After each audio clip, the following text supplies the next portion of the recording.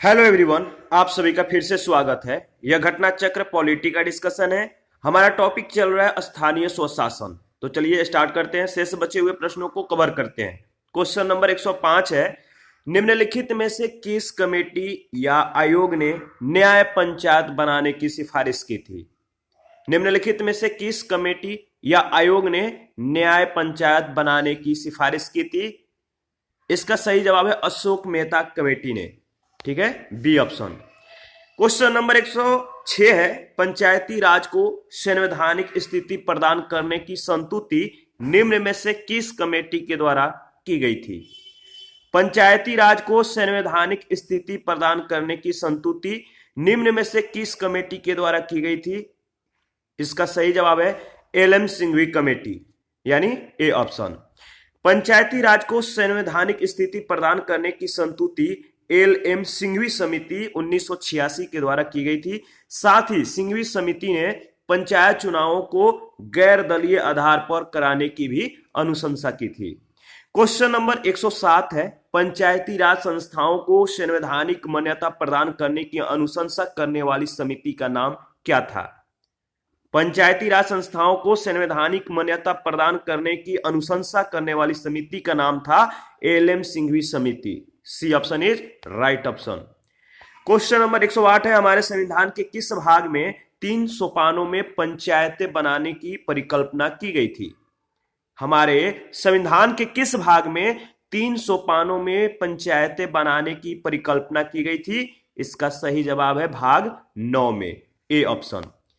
हमारे संविधान के भाग 9 में 3 सोपानों में पंचायतें बनाने की परिकल्पना की गई। भाग 9 के अनुच्छेद 243 ख के अंतर्गत प्रत्येक राज्य में ग्राम, मध्यवर्ती और जिला स्तर पर पंचायतों के गठन का प्रावधान है। क्वेश्चन नंबर 109 है, पंचायती राज की त्रिस्तरीय प्रणाली में आते हैं। कौन कौन से आते हैं त्रिस्तरीय प्रणाली में? तो देखिए, इसके बारे में हम लोगों ने डिस्कस किया था। इसका सही जवाब है डी ऑप्शन, ग्राम पंचायत, क्षेत्र पंचायत, मतलब क्षेत्र पंचायत समिति और जिला परिषद। पंचायती राज की त्रिस्तरीय प्रणाली में ग्राम पंचायत, क्षेत्र पंचायत समिति और जिला परिषद आते हैं। क्वेश्चन नंबर 110 है, निम्नलिखित में से किसका निर्माण पंचायती राज व्यवस्था के तहत हुआ था? निम्नलिखित में से किसका निर्माण पंचायती राज व्यवस्था के तहत हुआ था? इसका सही जवाब है ग्राम पंचायत। क्वेश्चन नंबर 111 है, निम्नलिखित में से कौन संविधान के 73वें संशोधन में सम्मिलित है? निम्नलिखित में से कौन संविधान के 73वें संशोधन में सम्मिलित है? इसका सही जवाब होगा जिला पंचायत, क्षेत्र पंचायत और ग्राम पंचायत, यानी बी ऑप्शन। 73वें संविधान संशोधन 1992 के द्वारा त्रिस्तरीय पंचायती राज व्यवस्था अपनाई गई, जिसमें ग्राम पंचायत, क्षेत्र पंचायत और जिला पंचायत सम्मिलित है। 74वें संविधान संशोधन के द्वारा नगर पंचायत, नगर पालिका परिषद तथा नगर निगम के गठन का प्रावधान किया गया है। क्वेश्चन नंबर 112 है, एक क्षेत्र पंचायत का क्षेत्र निर्धारित किया जाता है। एक क्षेत्र पंचायत का क्षेत्र निर्धारित किया जाता है। इसका सही जवाब है राज्य सरकार के द्वारा। बी ऑप्शन आपका बिल्कुल सही है। एक क्षेत्र पंचायत का क्षेत्र अनुच्छेद 243 ग के प्रावधानों के तहत राज्य विधानमंडल के द्वारा बनाई गई विधि के अनुसार राज्य सरकार के द्वारा निर्धारित किया जाता है। अनुच्छेद 243 ग 2 के अनुसार अगर बात करें तो किसी पंचायत के सभी स्थान पंचायत क्षेत्र में प्रादेशिक निर्वाचन क्षेत्रों से प्रत्यक्ष निर्वाचन के द्वारा चुने गए व्यक्तियों से भरे जाएंगे और इस प्रयोजन के लिए प्रत्येक पंचायत क्षेत्र को प्रादेशिक निर्वाचन क्षेत्र में ऐसे रीति से विभाजित किया जाएगा कि प्रत्येक निर्वाचन क्षेत्र की जनसंख्या का उसको आवंटित स्थानों के संख्या से अनुपात समस्त पंचायत क्षेत्र में यथासाध्य एक ही हो। तो ध्यान रखिएगा। क्वेश्चन नंबर 113 है, खंड और जिला पंचायतों की सीमा में परिवर्तन की अधिसूचना कौन जारी करता है? खंड और जिला पंचायतों की सीमा में परिवर्तन की अधिसूचना कौन जारी करता है? तो राज्यपाल। छत्तीसगढ़ पंचायत राज अधिनियम 1993 की धारा 127 में खंड और जिला पंचायतों की सीमा में परिवर्तन के विषय में वर्णन किया गया है, जिसके अनुसार राज्यपाल खंड और जिला पंचायतों की सीमा में परिवर्तन की अधिसूचना जारी करता है। क्वेश्चन नंबर 114, इसमें सूची 1 सूची 2 के साथ जो है आपको मिलान करना है, बताना है कि इसमें कौन सा सही है। तो देखिए इसमें सही आपका है डी ऑप्शन, यानी उप प्रभाग स्तर पर जिला परिषद का संबंध किससे है, तो असम से है। मंडल प्रजा परिषद का संबंध आंध्र प्रदेश से है। जनजातीय परिषद का संबंध मिजोरम और ग्राम पंचायतों का अभाव मेघालय में है। आगे बढ़ते हैं, नेक्स्ट क्वेश्चन है 115, निम्नलिखित राज्यों में से किसमें पंचायती राज संस्था नहीं है। तो सही जवाब है किसमें पंचायती राज संस्था नहीं है, किन राज्यों में, तो नागालैंड। भारत में 73वें संविधान संशोधन 1992 के तहत वर्तमान में मिजोरम, मेघालय और नागालैंड राज्यों में पंचायती राज संस्था नहीं है। उल्लेखनीय है कि संविधान के भाग 9 के पंचायती राज संस्थाओं में संबंधी प्रावधान अनुच्छेद 243 के तहत नागालैंड, मेघालय और मिजोरम राज्य पर नहीं लागू होते हैं। हालांकि इन 3 राज्यों में जनजातीय परिषदों तथा ग्राम परिषदों का अस्तित्व है। ठीक है, आगे बढ़ते हैं, नेक्स्ट क्वेश्चन है सूची 1 सूची 2 के साथ आपको मिलान करना है। इसका सही उत्तर होगा सी ऑप्शन, यानी जनपद पंचायत का संबंध मध्य प्रदेश से है, क्षेत्र पंचायत का उत्तर प्रदेश से है, तालुका परिषद का संबंध गुजरात से है और आंचलिक परिषद का संबंध पश्चिम बंगाल से है। तो C option is right option. 117 है, पंचायत समिति के सदस्य चुने जाते हैं। पंचायत समिति के सदस्य चुने जाते हैं जनता के द्वारा प्रत्यक्ष रूप से, तो ए ऑप्शन आपका बिल्कुल सत्य है। पंचायत समिति त्रिस्तरीय पंचायती राज प्रणाली का मध्यवर्ती स्तर है, जिसके सदस्य संविधान के अनुच्छेद 243(2) के उपबंधों के तहत प्रत्यक्ष रूप से जनता के द्वारा निर्वाचित किए जाते हैं। झारखंड में पंचायत समिति का गठन प्रत्येक ब्लॉक के लिए झारखंड पंचायत राज अधिनियम 2001 के धारा 32 के तहत किया जाता है। इस अधिनियम के धारा 33 के अनुसार इसके निर्वाचित सदस्य जनता के द्वारा प्रत्यक्ष रूप से चुने जाते हैं और उस क्षेत्र के लोकसभा और विधानसभा के सदस्य, उस क्षेत्र के मतदाता सूची में नाम वाले राज्यसभा सदस्य और उस क्षेत्र के ग्राम मुखिया चक्रानुक्रम आधार पर कुल मुखिया के 1/5 भाग 1 वर्ष के लिए इसके पदेन सदस्य होते हैं, जबकि उस क्षेत्र के एक प्रख्यात व्यक्ति को राज्य सरकार के द्वारा पंचायत समिति में नामित किया जाता है।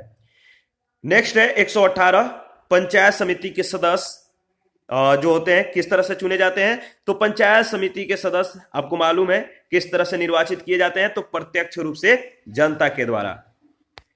उत्तर प्रदेश पंचायत समिति को क्षेत्र पंचायत कहा जाता है। उत्तर प्रदेश क्षेत्र पंचायत और जिला पंचायत अधिनियम 1961 2007 में यथा संशोधित के धारा 6 के अनुसार क्षेत्र पंचायत में प्रत्यक्ष रूप से जनता के द्वारा चुने गए सदस्य एक प्रमुख है, जिसे निर्वाचित सदस्यों के द्वारा अपने में से ही चुना जाता है, शामिल होते हैं, और जबकि उस खंड या ब्लॉक की ग्राम पंचायतों के सभी प्रधान, उस खंड के लोकसभा और विधानसभा सदस्य तथा उस खंड की मतदाता सूची में पंजीकृत राज्यसभा और विधान परिषद सदस्य इसके पदेन सदस्य होते हैं।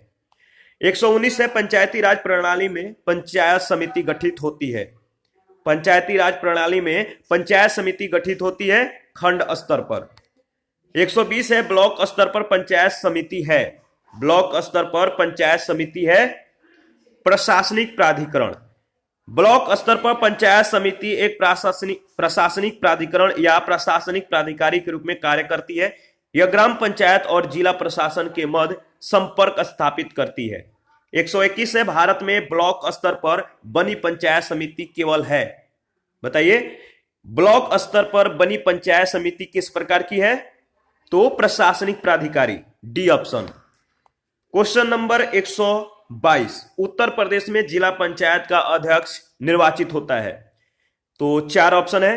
पहला है प्रत्यक्ष रूप से उन व्यक्तियों के द्वारा जिनके नाम क्षेत्र पंचायत के निर्वाचन सूची में सम्मिलित है। दूसरा है जिला पंचायत के सदस्यों के द्वारा अपनों में से ही। तीसरा है जिला पंचायत के अनुसूचित जाति अनुसूचित जनजाति सदस्यों के द्वारा अपनों में से ही यदि उनके लिए सुरक्षित है। और चौथा है जिला पंचायत के पिछड़ी जाति के सदस्यों के द्वारा अपनों में से ही यदि उनके लिए सुरक्षित है। तो इसका सही जवाब होगा केवल सेकंड, यानी बी ऑप्शन।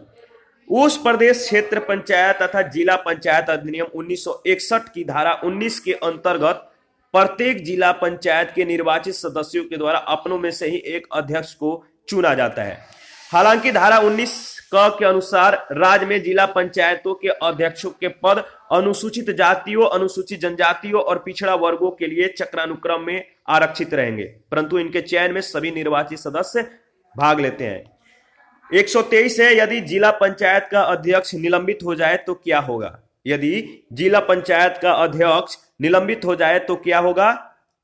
इसका सही जवाब है डी ऑप्शन, सदस्यगण स्थानापन्न अध्यक्ष का निर्वाचन करेंगे। देखिए, छत्तीसगढ़ पंचायत राज अधिनियम 1993 के धारा 39 में प्रावधान है कि जिला पंचायत अध्यक्ष के निलंबन पर जिला पंचायत का सचिव या मुख्य कार्यकारी अधिकारी 15 दिनों के अंदर एक विशेष सत्र आहूत करेगा और संबंधित जिला पंचायत के सदस्यों में से एक को सदस्यों के द्वारा स्थानापन्न अध्यक्ष के रूप में चुना जाएगा, जो निलंबित अध्यक्ष के निलंबन तक उसके समस्त दायित्वों का निर्वहन करेगा। 124 से भारतीय संविधान का 73वां संशोधन प्रावधान करता है। भारतीय संविधान का जो 73वां संशोधन है यह क्या प्रावधान करता है आपको बताने हैं। तो देखिए, पंचायत चुनावों को आदेशात्मक तथा लोकसभा और विधानसभा चुनावों के समक्ष बनाने का, तो डी ऑप्शन आपका बिल्कुल सत्य है। इसके बारे में देख लेते हैं। भारतीय संविधान का 73वां संशोधन निष्पक्ष पंचायत चुनावों को आदेशात्मक रूप से संपन्न कराने के लिए राज्य निर्वाचन आयोग के गठन का प्रावधान करता है। इसका उल्लेख अनुच्छेद 243 ट में किया गया है। इस प्रकार पंचायत चुनावों को लोकसभा एवं विधानसभाओं के समक्ष निष्पक्ष बनाने का प्रयास किया गया है। 73वें संविधान संशोधन के तहत पंचायतों के पदों को रिक्त होने पर उनका निर्वाचन आज्ञापरक किया गया है। आगे बढ़ते हैं। 125 नंबर है, भारत में स्थानीय शासन के विषय में निम्नलिखित में से कौन सा सही नहीं है? भारत में स्थानीय शासन के विषय में निम्नलिखित में से कौन सा सही नहीं है? तो भारतीय संविधान के अनुसार परिसंघीय प्रणाली में स्थानीय शासन जैसे कोई स्वतंत्र कोटि नहीं है। ठीक है, ए ऑप्शन आपका बिल्कुल मतलब कि ऑप्शन सही होगा। भारतीय संविधान के अनुसार अगर बात करें तो स्थानीय शासन पंचायतों, जो पंचायत है स्थानीय शासन के या अंतर्गत जो चीजें आते हैं पंचायत या नगर पालिकाओं के लिए उपबंध अनुच्छेद 40 और भाग 9, याद रखिएगा आर्टिकल 40 और भाग 9 तथा भाग 9 के क में किए गए हैं। साथ ही तो देखिए ध्यान रखिएगा, पंचायत का जो संबंध है भाग 9 और 9 के क में नगर पालिका के संबंध में जो है चीजें उपबंधित हैं, यानी इनके बारे में बातें जो है की गई है। साथ ही राज सूची में भी स्थानीय शासन का उल्लेख किया गया है। अतः स्थानीय शासन भारतीय संविधान के तहत परिसंघीय प्रणाली में एक स्वतंत्र कोटि के रूप में शामिल है। अन्य प्रश्नगत कथन सही है, ए को छोड़कर। 126 नंबर है, राज्य निर्वाचन आयोग के निम्न कार्यों पर विचार कीजिए और नीचे दिए गए कूटों का प्रयोग करते हुए सही उत्तर का चयन कीजिए। देखिए इसका सही जवाब क्या होगा, तो ए ऑप्शन। राज्य जो निर्वाचन आयोग के राज्य निर्वाचन आयोग है, इसके कार्यों के बारे में जो पहला कथन दिया गया है कि राज्य के पंचायतों और नगर पालिकाओं के चुनाव के लिए मतदाता सूचियों को तैयार करना जो है इसका मतलब कि कार्य है, तो ये सही है। राज्य की पंचायत और नगर पालिकाओं के निर्वाचन करवाता है, यह भी सत्य है। और जो तीसरा और चौथा कथन है असत्य है। पहला दूसरा आपका सत्य है, यानी ए ऑप्शन आपका बिल्कुल सत्य होगा। इसके बारे में देख लेते हैं। अनुच्छेद 243 ट 1 के अनुसार अगर बात करें तो पंचायतों और अनुच्छेद 243 य क 1 के अनुसार नगर पालिकाओं के चुनावों के लिए निर्वाचक नामावली तैयार कराने और इसके निर्वाचनों के संचालन का अधीक्षण, निर्देशन और नियंत्रण राज्य निर्वाचन आयोग में निहित होगा। 127 है, पंचायतों के लिए कराए जाने वाले सभी निर्वाचनों के संचालन का अधीक्षण, निर्देशन और नियंत्रण निहित होता है। किसमें निहित होता है? तो आपको मालूम है राज्य निर्वाचन आयोग में। डी ऑप्शन आपका बिल्कुल सही ऑप्शन है। 128 है, पंचायत निर्वाचन के लिए राज्य निर्वाचन आयुक्त नियुक्त किया जाएगा। पंचायत निर्वाचन के लिए राज्य निर्वाचन आयुक्त नियुक्त किया जाएगा किनके द्वारा? तो राज्य के राज्यपाल के द्वारा। C option. पंचायतों के निर्वाचन के लिए एक राज्य निर्वाचन आयोग का गठन का प्रावधान संविधान के अनुच्छेद 243 के तहत किया गया है। राज्यपाल के द्वारा राज्य निर्वाचन आयुक्त को नियुक्त किया जाता है। अनुच्छेद 243 जेड ए के प्रावधानों के तहत राज्य के नगरीय निकायों का निर्वाचन भी राज्य निर्वाचन आयोग ही करवाता है। 129 है, राज्य निर्वाचन आयोग नगरीय निकायों के निर्वाचन का संचालन किस अनुच्छेद के तहत करते हैं? इसका सही जवाब क्या होगा? राज्य निर्वाचन आयोग नगरीय निकायों के निर्वाचन का संचालन किस अनुच्छेद के तहत करते हैं? तो अनुच्छेद 243 के तहत। अनुच्छेद 243 जेड ए में नगरीय निकायों के लिए निर्वाचन का उपबंध है। अनुच्छेद 243 जेड ए के अनुसार अगर बात करें तो नगर पालिकाओं के लिए कराए जाने वाले सभी निर्वाचनों के लिए निर्वाचक नामावली तैयार कराने का और उन सभी निर्वाचनों के संचालन का अधीक्षण, निर्देशन और नियंत्रण अनुच्छेद 243 के में निर्दिष्ट राज्य निर्वाचन आयोग में निहित होगा। 130 नंबर है, यदि पंचायत चुनाव में मतदान के पूर्व किसी अभ्यर्थी की मृत्यु हो जाए तो क्या होगा? पंचायत चुनाव में मतदान के पूर्व किसी अभ्यर्थी की मृत्यु हो जाए तो क्या होगा? देखिए इसका सही जवाब है सी ऑप्शन, यानी यदि केवल एक अभ्यर्थी शेष रहे तो मतदान स्थगित हो जाएगा। ठीक है, यदि एक से अधिक अभ्यर्थी शेष रहे तो मतदान स्थगित नहीं होगा। तीसरा और चौथा कथन इसके संदर्भ में सही है।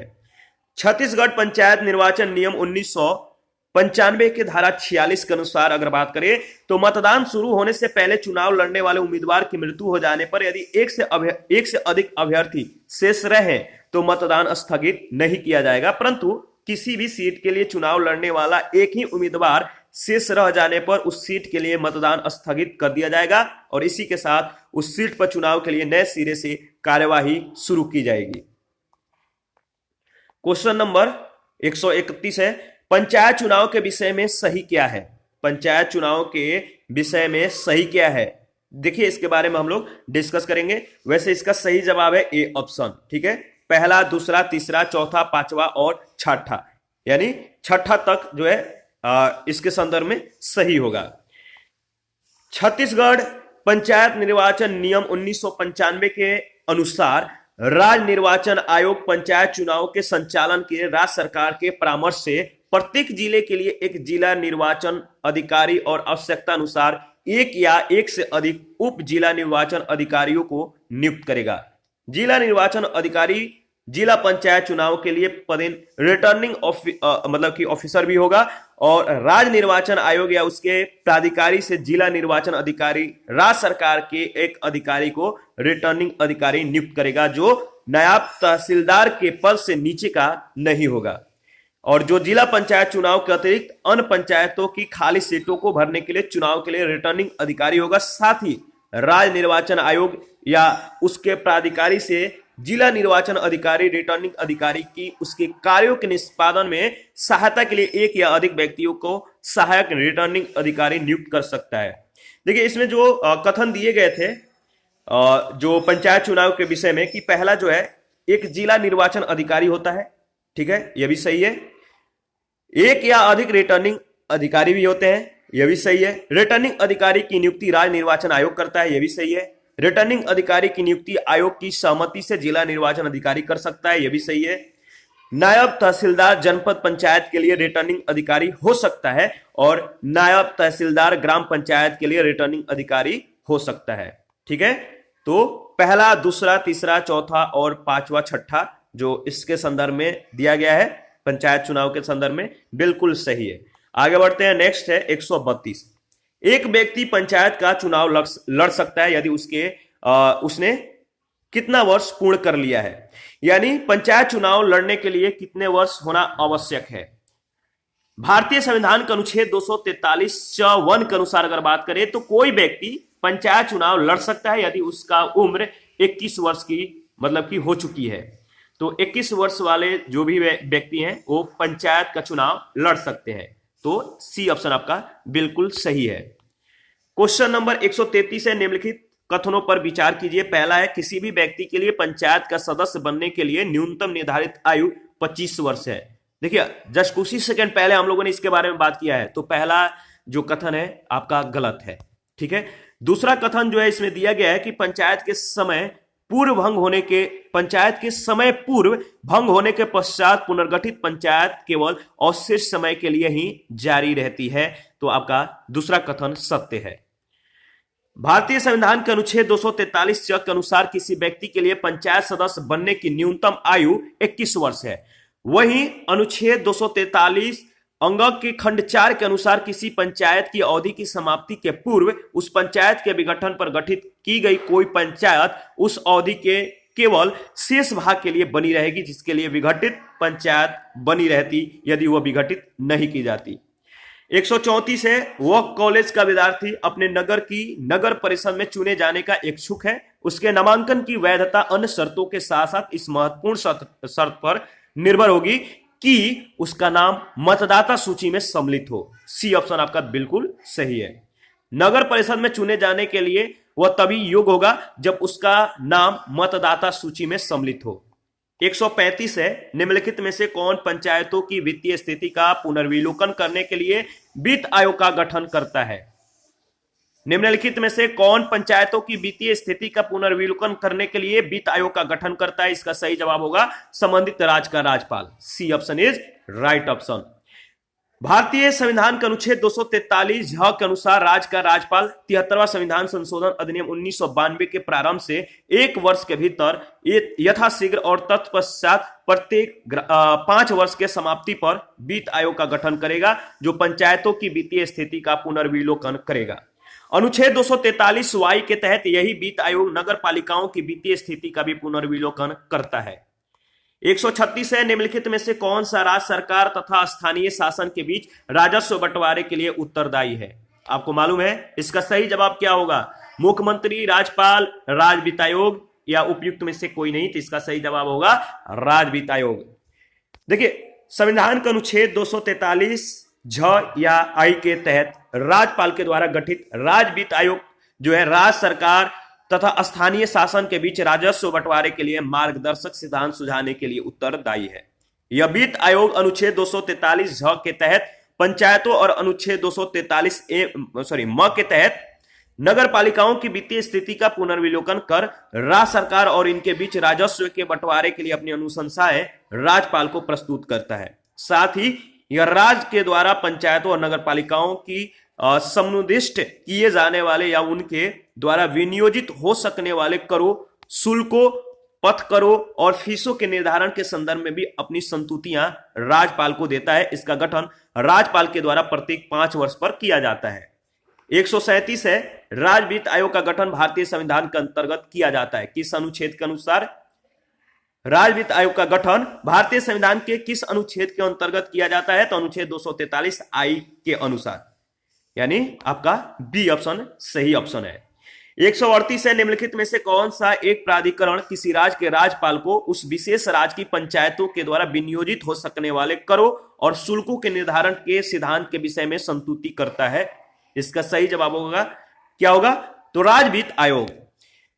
और 139 है, कथन ए कह रहा है कि स्थानीय निकायों को वित्तीय सहायता प्रदान करने के लिए उपायों पर विचार करने के संबंध में संघीय वित्त आयोग की कोई भूमिका नहीं है। देखिए कभी कभी क्या होता है, जल्दबाजी या चीजों को ज्यादा से ज्यादा कवर कराने की चिंता से चीजें थोड़ी सी मतलब कि जो प्रोनाउंसिएशन होता है थोड़ा मिसिंग हो जाता है, तो आप लोग माइंड मत करिएगा, थोड़ा चीजों को मतलब कवर कीजिएगा। तो कथन ए कह रहा है कि स्थानीय निकायों को वित्तीय सहायता प्रदान करने के लिए उपायों पर विचार करने के संबंध में संघीय वित्त आयोग की कोई भूमिका नहीं है। कारण आर है, संविधान के 73वें 74वें संशोधन के बावजूद स्थानीय शासन संविधान के 7वीं अनुसूची के अंतर्गत राज्य विषय ही बना हुआ है। इन दोनों कथनों में यानी कथन कारण में आपको बताना है कौन सा सही है कौन सा गलत है। देखिए इसमें ए गलत है, आर सही है। संविधान का अनुच्छेद 280 का अधीन गठित संघीय वित्त आयोग केंद्र और राज्य के मध्यवर्ती या मध्य वितरित होने वाले करों और संदायों के संदर्भ में अनुशंसा प्रदान करने के साथ साथ राज्यों के स्थानीय निकायों के संसाधनों को अनुपूरित करने के लिए राज्यों की संचित निधियों के संवर्धन के लिए आवश्यक उपायों पर भी विचार करता है। इसलिए ए गलत है, कारण आर सही है। 140 नंबर है, निम्नलिखित वक्तव्यों पर विचार कीजिए। कथन ए है, राज्य निर्वाचन आयोग एक संवैधानिक प्राधिकरण है। कारण आर, ग्रामीण स्थानीय निकायों के निर्वाचन पर भारत के निर्वाचन आयोग का निरीक्षण रहता है। इसका सही जवाब होगा डी ऑप्शन, ए सही है और आर गलत है। राज्य निर्वाचन आयोग एक संवैधानिक प्राधिकरण है। 73वां संशोधन अधिनियम 1992 के तहत इसकी व्यवस्था की गई है। राज्यों में पंचायत और शहरी निकायों के चुनावों में भारत के निर्वाचन आयोग की कोई भूमिका नहीं होती है। ध्यान रखिएगा, इनकी कोई भूमिका नहीं होती है। क्वेश्चन नंबर 141 है, निम्नलिखित में से कौन संवैधानिक प्राधिकरण है? पहला है राज्य निर्वाचन आयोग, राज्य वित्त आयोग, तीसरा है जिला पंचायत और चौथा है राज्य निर्वाचन अधिकारी। तो बताइए कौन संवैधानिक प्राधिकरण है? तो राज्य निर्वाचन आयोग, राज्य वित्त आयोग और जिला पंचायत, यानी बी ऑप्शन आपका बिल्कुल सही है। राज्य निर्वाचन आयोग और राज्य निर्वाचन आयुक्त संविधान के अनुच्छेद 243 के तहत, राज्य वित्त आयोग अनुच्छेद 243 के तहत और जिला पंचायत अनुच्छेद 243 के तहत संवैधानिक प्राधिकरण है, जबकि राज्य निर्वाचन अधिकारी या मुख्य निर्वाचन अधिकारी पदनाम संवैधानिक प्राधिकरण नहीं है। 142 है, निम्नलिखित में से संविधान का कौन सा भाग नगर पालिकाओं से संबंधित है? आपको मालूम है, सिंपल सा क्वेश्चन है, आपको इसका जवाब बताने हैं कि कौन सा सही ऑप्शन होगा। तो भाग 9 के क या ए में, 9 के ए में नगर पालिका से संबंधित उपबंध है और इसके बारे में देख लेते हैं फिर से। भारतीय संविधान का भाग 9 के क या 9 के ए नगर पालिका से संबंधित है। याद रखिएगा, इंपॉर्टेंट है, यहां से क्वेश्चन बहुत बार पूछे जाते हैं। संविधान का 74वां संशोधन अधिनियम 1992 के द्वारा संविधान में यह जोड़ा गया और इस अधिनियम पर जो है यह अधिनियम जो है 20 अप्रैल 1993 को राष्ट्रपति के सहमति प्राप्त हुई और 1 जून 1993 को जो है यह लागू हो गया। 143 है, भारतीय संविधान के 74वें संशोधन के संबंध में निम्नलिखित में से कौन सा कथन सही है? पहला कथन, यह संविधान में एक नई अनुसूची जोड़ने का उपबंध करता है। तो बताइए 74वां संशोधन के संबंध में क्या यह सही है या नहीं? दूसरा है, यह नगर पालिकाओं की कार्य प्रणाली की पुनर्संरचना करता है, ठीक है। और तीसरा है, यह नगर पालिकाओं में महिलाओं के लिए आरक्षण का उपबंध करता है। तो पहला, दूसरा, तीसरा कथन जो है इसमें पहला, दूसरा, तीसरा कथन सही है, लेकिन चौथा जो कथन है केवल कुछ निर्दिष्ट राज्यों में ही प्रायोज्य है, जो कि गलत है। तो ए ऑप्शन आपका बिल्कुल सही है, पहला, दूसरा, तीसरा कथन इज राइट कथन। 74वें संविधान संशोधन अधिनियम 1992 से नगर पालिकाओं को संवैधानिक दर्जा प्रदान किया गया है। इस अधिनियम के द्वारा संविधान में एक नया भाग 9 के क तथा 243 त से 243 य 6 तक 18 नए अनुच्छेद, एक नई अनुसूची यानी 12वीं अनुसूची जोड़कर नगरों में स्थानीय शासन के विषय में विस्तृत प्रावधान किए गए हैं। यह अधिनियम 1 जून 1993 से प्रभावी हुआ। 74वें संविधान संशोधन की कुछ विशेषताएं निम्नलिखित है। पहला, 3 प्रकार की नगर पालिकाओं का प्रावधान है, नगर निगम, नगर पालिका परिषद और नगर पंचायतें। और इसका कार्यकाल 5 वर्ष, यानी हालांकि इन्हें पहले भी भंग किया जा सकता है, लेकिन 5 वर्ष निर्धारित है। अनुच्छेद 243 न जो है अनुसूचित जाति, अनुसूचित जनजाति को उनकी जनसंख्या और कुल नगर पालिका क्षेत्र की जनसंख्या के अनुपात में प्रत्येक नगर पालिका में आरक्षण प्रदान करता है तथा महिलाओं को कुल सीटों के न्यूनतम 1/3 यानी SC/ST महिलाओं से संबंधित आरक्षित सीटें भी हैं, सीटों पर आरक्षण प्रदान करता है। चौथा, यह सभी राज्यों में प्रायोज्य है। आगे बढ़ते हैं, नेक्स्ट क्वेश्चन है 144 है, निम्नलिखित में से किस संविधान संशोधन अधिनियम से नगर पालिकाओं को संवैधानिक प्रस्तुति की गई है? तो आपको मालूम है संविधान का 74वां संशोधन अधिनियम 1992, बी ऑप्शन। आगे बढ़ते हैं, 145 है, किस संवैधानिक संशोधन के द्वारा शहरी स्थानीय शासन को संवैधानिक दर्जा दिया गया है? आपको मालूम है 74वां संविधान संशोधन 1992। मेयर का कार्यकाल कितने वर्ष का होता है? मेयर का कार्यकाल कितने वर्ष का होता है? तो 5 वर्ष का होता है। 74वें संविधान संशोधन अधिनियम 1992 के अनुसार अनुच्छेद 243 क में नगर पालिकाओं यानी नगर पंचायत, नगर पालिका परिषद और नगर निगम की अवधि 5 वर्ष नियत की गई है। मेयर का कार्यकाल 5 वर्ष का होता है। 147 है, नगर क्षेत्र को निर्धारित करने के लिए निम्नलिखित निष्कर्षों में से कौन सा भारत की जनगणना के अनुसार सही है?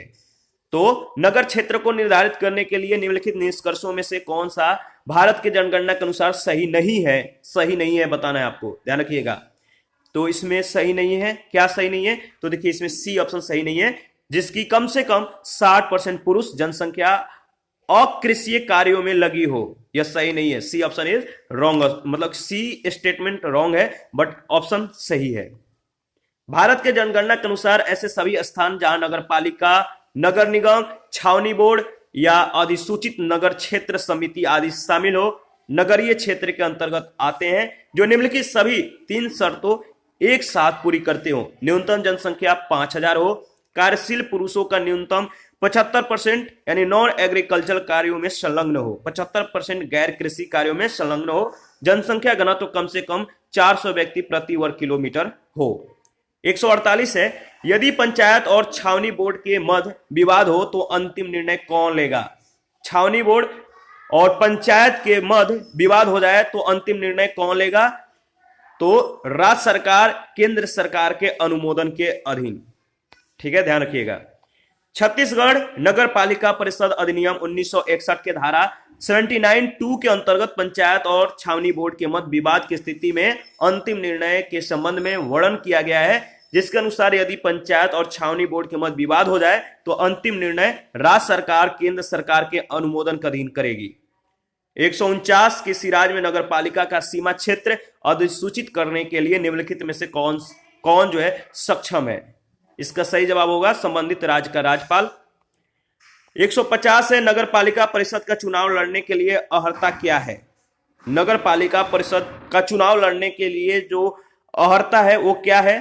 पहला है जो कि दिया गया है, अध्यक्ष पद के लिए उसकी आयु 25 वर्ष से कम नहीं होनी चाहिए। क्या यह सही है या गलत? ऊपर में हम लोगों ने इसके बारे में डिस्कस किया है।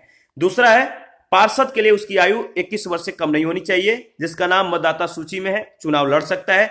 कोई भी व्यक्ति दो बोर्ड से पार्षद का चुनाव एक साथ लड़ सकता है, और कोई भी व्यक्ति अध्यक्ष और पार्षद का चुनाव एक साथ लड़ सकता है। देखिए, इसमें जो कथन है सही है नगर पालिका के संदर्भ में, वो है आपका, इसके बारे में वैसे हम लोग डिस्कस करेंगे। बी ऑप्शन आपका बिल्कुल सही है। बी ऑप्शन में जो दिया गया है पहला, दूसरा और पांचवा। पहला यानी अध्यक्ष पद के लिए उसकी आयु 25 वर्ष से कम नहीं होनी चाहिए, तो पहला जो है इसके लिए अर्हता है। पहला अर्हता जो है एक कथन, पहला जो ऑप्शन में दिया गया है पहला स्टेटमेंट में, वो सही है। यानी अध्यक्ष पद के लिए उसकी आयु 25 वर्ष से कम नहीं होनी चाहिए, और पार्षद के लिए उसकी आयु 21 वर्ष से कम नहीं होनी चाहिए, और कोई भी व्यक्ति अध्यक्ष और पार्षद का चुनाव एक साथ लड़ सकता है। तो बी ऑप्शन आपका बिल्कुल सही है। इसके बारे में हम लोग वैसे डिस्कस करेंगे। छत्तीसगढ़ नगर पालिका अधिनियम 1961 यथा संशोधित की धारा 34 के अंतर्गत नगर पालिका परिषद के चुनाव के लिए अर्हता दी गई है, जिसके अनुसार पहला है, जिस व्यक्ति का नाम नगर पालिका मतदाता सूची में है वह चुनाव लड़ने की अर्हता रखता है। अध्यक्ष पद के लिए उसकी आयु 25 वर्ष से कम नहीं होनी चाहिए। पार्षद के लिए आयु 21 वर्ष से कम नहीं होनी चाहिए। कोई व्यक्ति 2 वार्ड से पार्षद का चुनाव एक साथ जो है नहीं लड़ सकता है। यानी कोई व्यक्ति पार्षद का चुनाव एक साथ जो है यानी 2 वार्ड से लड़ता है तो इसके लिए वो एलिजिबल नहीं है। कोई भी व्यक्ति यदि अध्यक्ष और पार्षद चुना जाता है तो ऐसी स्थिति में 7 दिनों के अंदर एक पद से उसे इस्तीफा देना होगा। 151 है, नगर पालिका की अवधि के विषय में सही क्या है। नगर पालिका के अवधि के विषय में सही क्या है, तो देखिए इसके बारे में हम लोग डिस्कस कर लेते हैं। वैसे आपका बी ऑप्शन बिल्कुल सही है। दूसरा, तीसरा और चौथा कथन सत्य है।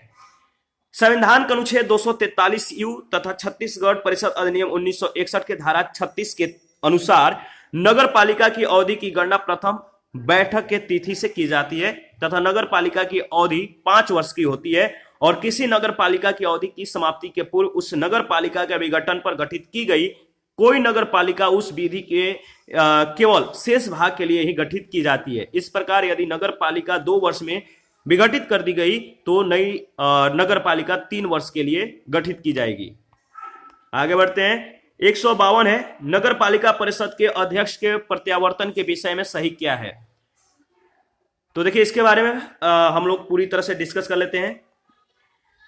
छत्तीसगढ़ नगर पालिका अधिनियम 1961 के धारा 47 के अनुसार नगर पालिका परिषद के अध्यक्ष के प्रत्यावर्तन के विषय में वर्णन किया गया है। पहला है, सामान्य मतदाताओं के द्वारा जिन्होंने प्रत्यावर्तन प्रस्ताव पर मतदान में भाग लिया है उसकी आधी से अधिक की संख्या ने यदि प्रत्यावर्तन के पक्ष में मत दिया है तो अध्यक्ष को प्रत्यावर्तित किया जा सकता है। पहला। दूसरा है, यदि जो परिषद है, परिषद के 3/4 निर्वाचित सदस्यों के हस्ताक्षरित प्रस्ताव के द्वारा ही प्रत्यावर्तन की कार्यवाही प्रारंभ की जा सकेगी। अध्यक्ष के निर्वाचित होने के 2 वर्ष बाद या मध्यावधि चुनाव में निर्वाचित अध्यक्ष के कार्यकाल के आधे समय के पश्चात ही प्रत्यावर्तन की कार्यवाही प्रारंभ की जा सकती है, तथापि उसके पूरे कार्यकाल में केवल एक बार ही प्रत्यावर्तन की प्रक्रिया प्रारंभ की जा सकती है। ध्यान रखिएगा। 153 है, नगर पंचायत की वार्ड समिति के विषय में सही क्या है। नगर पंचायत के वार्ड समिति के विषय में आपको बताना है कि सही क्या है। 4 कथन है। पहला, नगर पंचायत के कुछ वार्डों को मिलाकर वार्ड समिति बनाई जाती है। इसमें वार्ड से निर्वाचित पार्षद सदस्य होते हैं। वार्ड में रहने वाले 2 व्यक्ति समिति में मनोनीत किए जाते हैं और वार्ड समिति का अध्यक्ष जो होता है नगर पंचायत अध्यक्ष के द्वारा नामित किया जाता है। इन चारों कथनों में आपको बताना है नगर पंचायत की वार्ड समिति के विषय में क्या सही है। देखिए, इसके बारे में वैसे हम लोग डिस्कस कर लेते हैं। सी ऑप्शन सही है। संविधान का अनुच्छेद 243 एस में यह प्रावधान है कि ऐसे प्रत्येक नगर पालिका परिषद या नगर पंचायत जिसकी जनसंख्या 3 लाख या उससे अधिक है, वार्ड समितियों का गठन किया जाएगा, जो एक या अधिक वार्डों से मिलकर बनेगी। छत्तीसगढ़ नगर पालिका अधिनियम 1961 के धारा 72(a) के अनुसार, देखिए छत्तीसगढ़ का इसमें जो नियम है इसलिए दिया जा रहा है क्योंकि यह छत्तीसगढ़ से क्वेश्चन जो है छत्तीसगढ़ पीसीएस में पूछा गया है, इसलिए यहाँ पे छत्तीसगढ़ नगर पालिका अधिनियम 1961 के धारा मतलब जो भी है 1961 को मेंशन किया गया है। तो आगे बढ़ते हैं। तो ध्यान रखिएगा, जो वार्ड समिति है इसका गठन किया जाएगा जो एक या अधिक वार्डों से मिलकर बनेगी। छत्तीसगढ़ नगर पालिका अधिनियम 1961 के धारा 72(a) के अनुसार प्रत्येक वार्ड समिति में उसमें शामिल वार्डों से निर्वाचित पार्षद इसके सदस्य होते हैं। साथ ही वार्ड समिति में निर्वाचित पार्षदों के अतिरिक्त वार्ड समिति के प्रादेशिक क्षेत्र में रहने वाले ऐसे 2 व्यक्तियों को वार्ड समिति के अध्यक्ष की अनुशंसा पर महापौर के द्वारा नामांकित किया जाता है, जिन नगर पालिका प्रशासन का विशेष ज्ञान या अनुभव हो तथा पार्षद चुने जाने की योग्यता धारण करते हो। वार्ड समिति अपनी पहली बैठक में एक निर्वाचित पार्षद को अपना अध्यक्ष चुनती है। 154 है, यदि एक पार्षद विधि व्यवसायी होते हुए किसी अन्य व्यक्ति की ओर से नगर पालिका परिषद के विरुद्ध कार्य करता है तो क्या होगा। तो सही जवाब है कलेक्टर उसे पद से हटा देगा। ए ऑप्शन आपका बिल्कुल सही है। छत्तीसगढ़ नगर पालिका अधिनियम 1961 के धारा 41 के उपधारा 2 के खंड ब के अनुसार यदि कोई व्यक्ति पार्षद चुना गया है और नगर पालिका परिषद के विरुद्ध विधि व्यवसायी के रूप में किसी अन्य व्यक्ति की ओर से जो है कार्य करता है तो जिलाधिकारी यानी कलेक्टर उसे पद से हटा देगा, रिमूव कर देगा। 155 है, उत्तर प्रदेश में किसी नगर पालिका के अध्यक्ष का निर्वाचन किया जाता है। उत्तर प्रदेश के किसी नगर पालिका के अध्यक्ष का निर्वाचन किया जाता है अपने नगर क्षेत्र की निर्वाचन सूची में सम्मिलित सभी निर्वाचकों के द्वारा और अपने नगर क्षेत्र के वार्डों के निर्वाचकों में से, यानी दूसरा और चौथा कथन सही है। आगे बढ़ते हैं। अच्छा, इसके बारे में देख लेते हैं। उत्तर प्रदेश नगर पालिका अधिनियम 1916 जो यथा संशोधित है, इसके प्रावधान के तहत वर्तमान में उत्तर प्रदेश में किसी नगर पालिका के अध्यक्ष का निर्वाचन अपने नगर क्षेत्र के निर्वाचन सूची में सम्मिलित सभी निर्वाचकों के द्वारा, यानी जो कि उस नगर क्षेत्र के वार्डों के निर्वाचक भी होते हैं, मतलब किया जाता है, निर्वाचकों के द्वारा किया जाता है, सम्मिलित सभी निर्वाचकों के द्वारा। 156 है, निम्न में से कौन सा एक सुमेलित नहीं है। निम्न में से कौन सा युग्म एक सुमेलित नहीं है। तो गाजियाबाद का संबंध जो नगर पालिका परिषद से दिया गया है, यह संबंध जो है सही नहीं है, यह युग्म सही नहीं है। गाजियाबाद में नगर पालिका परिषद नहीं बल्कि नगर निगम है, ठीक है। और सभी जो विकल्प हैं सुमेलित हैं। लखनऊ में नगर निगम के स्थान पर जो है मतलब नगर निगम के साथ साथ छावनी परिषद भी है।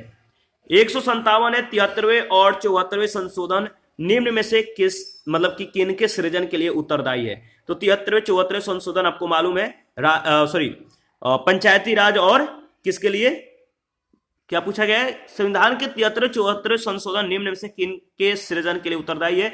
तो 73वां 74वां जो संशोधन है वह है पंचायत और नगर पालिका से संबंधित, और इसमें जो है बताना है आपको किन के सृजन के लिए जो उत्तरदायी है। इसका सही जवाब है बी ऑप्शन, यानी राज्य निर्वाचन आयोग, जिला निर्वाचन आयोग और राज्य वित्त आयोग, यानी पहला, दूसरा और तीसरा। पंचायतों के लिए संविधान के 73वें संशोधन अधिनियम 1992 के द्वारा निम्न के प्रावधान है। राज्य निर्वाचन आयोग अनुच्छेद 243 के और राज्य वित्त आयोग अनुच्छेद 243 आई, जबकि नगर पालिकाओं के लिए 74वें संशोधन अधिनियम 1992 के द्वारा निम्न के प्रावधान किए गए। राज्य निर्वाचन आयोग अनुच्छेद 243 जेड ए, राज्य वित्त आयोग अनुच्छेद 243 वाई और जिला निर्वाचन समिति अनुच्छेद 243 जेड डी। ध्यान रखिएगा। 158 है 73वां संविधान संशोधन अधिनियम 1992, जिसका लक्ष्य देश में पंचायती राज संस्थाओं को प्रोत्साहित करना है, निम्नलिखित में से किन चीजों की व्यवस्था करता है? तो सही जवाब है राज्य निर्वाचन आयोग के द्वारा सभी पंचायतों का चुनाव करने की और राज्य वित्त आयोगों की स्थापना करने की।